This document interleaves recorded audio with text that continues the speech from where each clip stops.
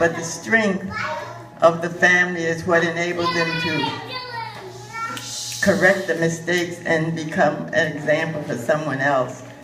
And I know my children are tired of hearing this, but I can't talk about family without talking about the one person from whom all of you are descended.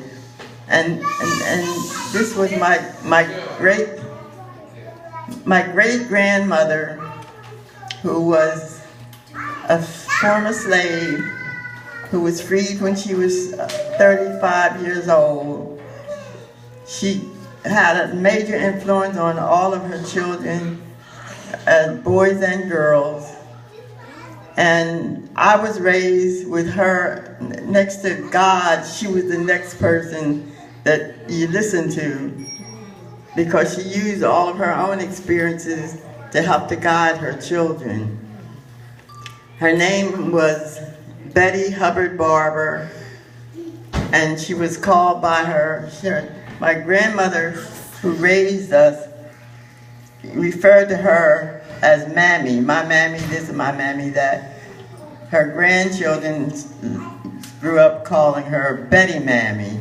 So my children know that when I mention Betty Mammy, I'm saying something that is the next thing to the gospel, because all the lessons that I learned from her through my grandmother have been helpful and useful. I'm aware of how much her influence handed down through my grandmother, my mother and father, who died quite young, and the other members of the family. And it doesn't mean that they didn't make mistakes, but the strength with which they were raised enabled them to follow their teachings and do what they could to correct the mistakes. But I want you all to know that you're here together because we're all descendants of Betty Mammy. And I don't know if I have time to tell you a story about her, but just an example. When she was a 14-year-old slave girl, she was making the bed, and the master's son got her hemmed between the bed and the wall and tried to molest her. And she was making the bed with an object that's like a broomstick to smooth the bed correctly. And when he approached her, she took this broomstick and cracked him over the head with it.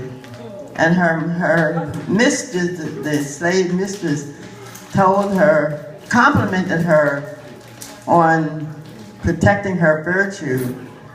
But at the same time, the mistress explained, I still have to beat you because you're not supposed to hit any member of the family, of the plantation family.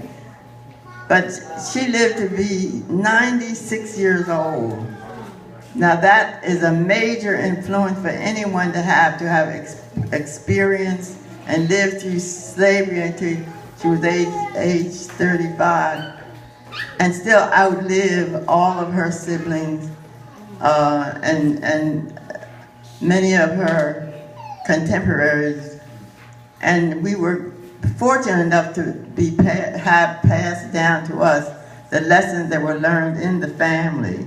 So I want you all to feel very proud of yourselves and keep that name in mind. I've been promising myself and my children that I was going to write a family history.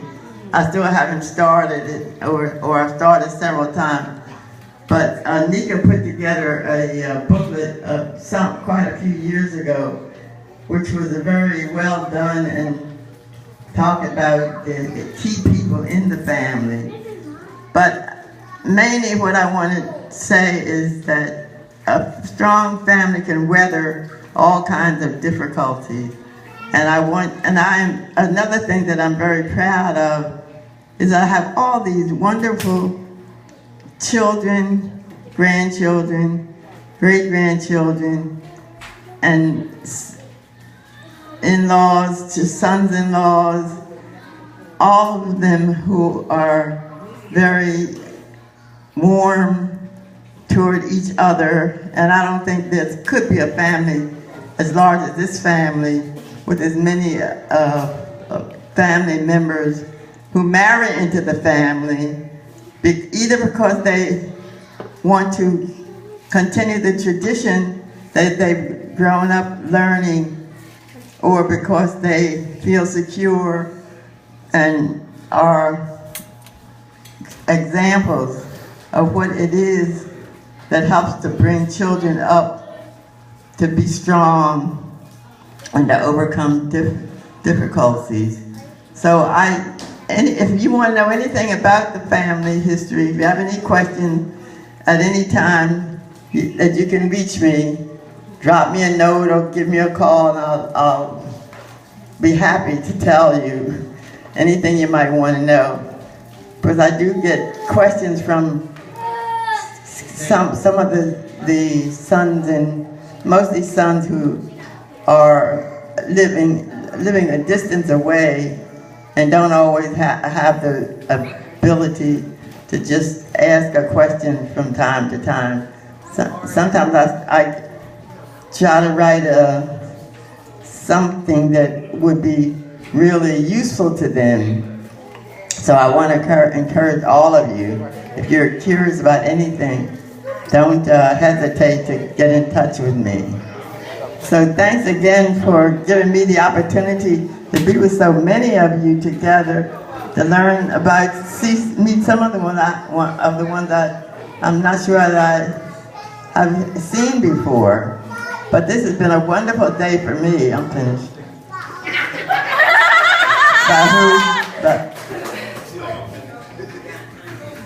Okay.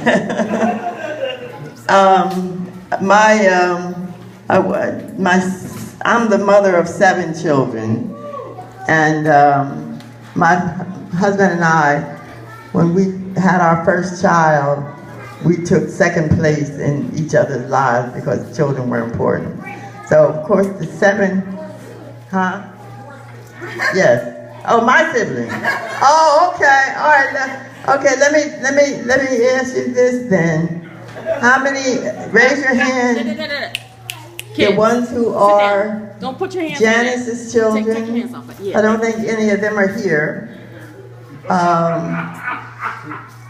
Earlene's children, descendants of Earlene, raise your hand.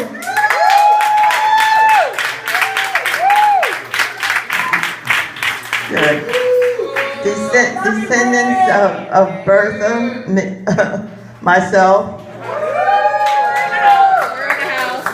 I had the most children, so I had the most grandchildren. Descendants of John. They were here, they left. They were here, they were left. What? Is Kevin here still? He left. Huh? He left. Oh, okay. Descendants of Lois. Just in the house. And did I say myself? Yeah, Earlene. Bertha's descendants. And I want to say, when before my husband died, one of the children. Sit down, children. No, years before he died. Dylan, We sit down, had please. a stepmother, and we asked my father that whether or not we had any step sisters and brothers. He said no. Actually, all of my children are here. He said this to me: all of my children are yours. And I said, and all of my children are yours. So that helps a lot to give the children stability, but it doesn't mean you can't make the best of a family relationship. If you really want to enjoy your life, you want to treat your stepchildren the same way that you would want to be treated if you were not a stepchild. Does anyone have something else they want to ask you? No, you can wrap it up. You can wrap it up. You can wrap it up. Not about my family. Oh. Yes. Well, yes. Let me have didn't I mention Aunt Janice and Aunt Early? Okay. Anybody have any burning questions? No. You can wrap it up. What? You can wrap it up. You want to wrap it up?